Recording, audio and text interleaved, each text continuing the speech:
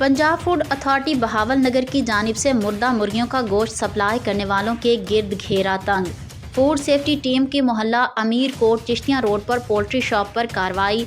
53 kilo मुर्दा मुर्गियों का गोश्त तल्फ कर दिया गया। पोल्ट्री शॉप मालिकान के खिलाफ थाना ए डिवीज़न में मुकदमा दर्ज। Director general Punjab food authority Mohammad Asim Javed की खसूसी हिदायत पर सेहत दुश्मन अन्नासिर के खिलाफ यके बाद दीगरे कार्रवाइयाँ जारी हैं।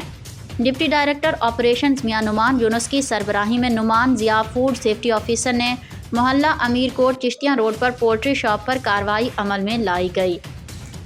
इंस्पेक्शन के दौरान बीमार और मुर्दा मुर्गियों का गोश्त बरामद किया गया। इंसानी सेहत के लिए नुकसानदेह होने पर गैर मयारी गोश्त मौका पर तल्फ कर दिया गया।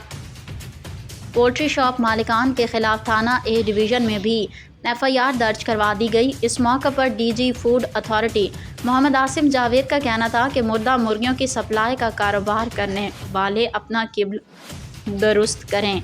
DG पंजाब फूड अथॉरिटी का मज़ीद कहना था कि सेहत दुश्मन अनासिर के खिलाफ सख्ती से निपटा जाएगा।